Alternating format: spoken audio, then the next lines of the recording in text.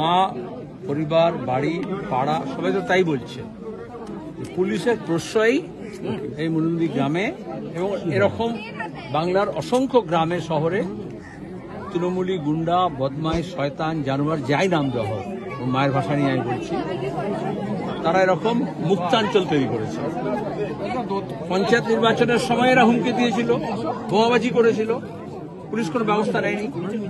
Vote চলাকালীন যেমনটা বললেন, নির্দিষ্ট অভিযোগ করা হয়েছিল, ইলেকশন কমিশনও দায়ী, রিটার্নিং অফিসারও দায়ী, পুলিশ প্রশাসনও দায়ী, সাধারণ প্রশাসনও দায়ী। তারা ইচ্ছে করে কোনো ব্যবস্থা নেয়নি। এবং নির্বাচনে যখন গণনা চলছে তার মধ্যে বিষয় মিছিলে কি আছে? আর মিছিল ছিল না, কাগজে যেরকম খবরে বলছে মিছিল থেকে বোমা ছোড়া হয়েছে, তা তো নয়। বোমা ছোড়ার জন্যই মিছিলটা করেছে। এখানে যা দেখলাম আমরা এই গ্রামে এসে, পাড়ায় এসে, এখানে তো মিছিল আসার কথা নয়। এটাকে মিছিলের কোনো রুট হতে পারে? অপদার্থ পুলিশ, এখন এত পুলিশ আছে, আমরা সহায় করবো, কত পুলিশ আছে, তাহলে ওখানে পুলিশ কি করছিল? জানে এটা আগে থেকে কমপ্লেন আছে, তাহলে ভোটের আগের দিনই তো এদেরকে ধরে নেওয়ার কথা। এবং গোটা গ্রাম থেকে অবৈধ অস্ত্র, যা স্টক পাইল, বোমা আছে, সেগুলো সব উদ্ধার করার কথা। গোটা রাজ্য জুড়ে কত শিশু এরকম বোমা আঘাতে মারা গেছে, অ্যাক্সিডেন্টালি মারা গেছে, বোমা ছুড়ে মারা গেছে, এবং এই অস্ত্র ব্যবহার করা হয়। তাহলে পুলিশকে ব্যবহার করে, এই অস্ত্রকে ব্যবহার করে, এই গুন্ডাকে ব্যবহার করে এরা ভোট জিতবার চেষ্টা করছে। তাহলে পুলিশ, তৃণমূলের গুন্ডা, খুনি আর বোমা, অস্ত্র, এগুলো সব এক লাইনে দাঁড়িয়ে গেছে, কেউ আলাদা নয়। এই জন্য আমরা বাড়ি থেকে এফআইআর করা হয়েছে। আমরা প্রথম দিন থানায় গিয়েছিল, মীনাক্ষীরা গিয়েছিল, তারা বলা হয়েছে, আমরা বলেছি অপরাধীকে শাস্তি দিতে হবে এবং উদাহরণস্বরূপ শাস্তি দিতে হবে। সব অপরাধীকে গ্রেপ্তার করতে হবে, একটা দুটো করে ধরা পড়ছে।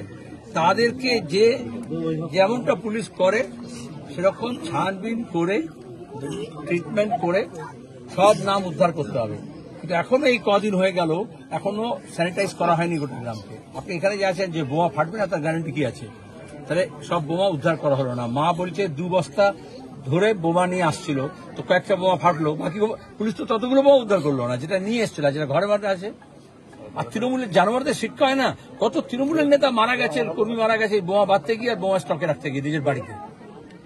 আমরা চাই সব অস্ত্র উদ্ধার হোক, সব অপরাধী ধরা পড়ুক, তাদের উদাহরণস্বরূপ শাস্তি হোক, এবং এই গোটা এলাকাটাকে স্যানিটাইজ করা হোক, যাতে অবৈধ অস্ত্র এবং অবৈধ বোমা কেউ যাতে রাখার সাহস না। এই পুলিশের তদন্তের উপর আশ্বাস আছে?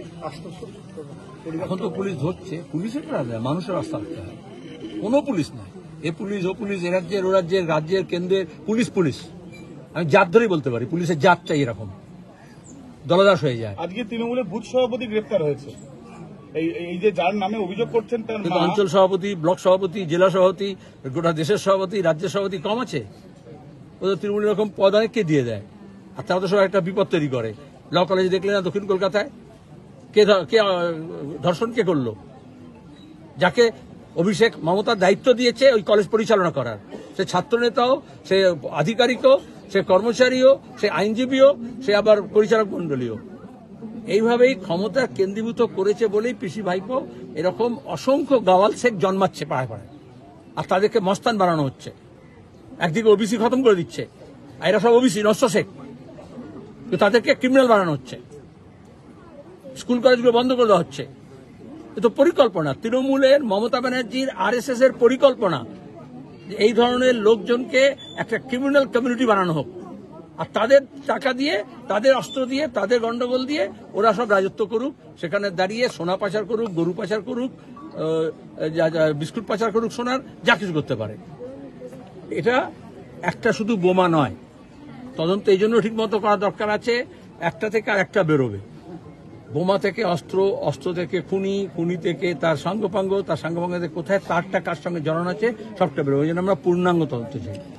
মুখ্যমন্ত্রীর নির্দেশের পরেই আপনাদের দলের তরফ থেকে বলা হচ্ছে, জোট প্রার্থী যাদের এজেন্টরা ছিলেন তারাও বলছেন যে ভোটের দিন অভিযোগ করা হয়েছিল এই 35-36 নম্বর বুথ থেকে যে সেখানে বোমা অস্ত্র মজুদ আছে বলে। তখন তল্লাশি করে কিছু পাওয়া গেল না, কিন্তু গতকাল দেখা গেল 2 জন অভিযুক্তের বাড়ি থেকে অনেকগুলো বোমা পাওয়া গেল। পুলিশ যদি নিজের কাজ ঠিক করে করতো, আর ইলেকশন কমিশন যদি নিজের কাজ ঠিক করে করতো, পশ্চিমবঙ্গের কোনো ভোটেই পশ্চিমবঙ্গের এতগুলো প্রাণ যেত না। একটা উপনির্বাচনকে কেন্দ্র করে যদি একটা বাচ্চা মেয়ের প্রাণ চলে যায়, এর থেকে পরিষ্কার বোঝা যায় সরকার, ইলেকশন কমিশন এবং পুলিশ এরা তিনজন মিলে চায় যে ভোট নিজেদের খুশি মতো মানুষ যাতে না দিতে পারে এবং সরকারের বহাল তবিরতে নিজের চেয়ার যাতে তারা গুছিয়ে রাখতে পারে, আর তার জন্য কিছু গুন্ডাদেরকে রাস্তায় নামিয়ে দেওয়া হয়েছে।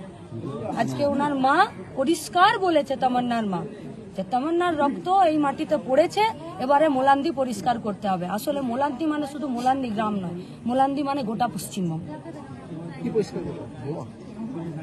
যারা গুন্ডারাজ করে বেড়াচ্ছে তাদেরকে খতম করতে হবে, নইলে আজকে তামান্নার মা বুক পিটছে, কালকে কার মা বুক পিটবে?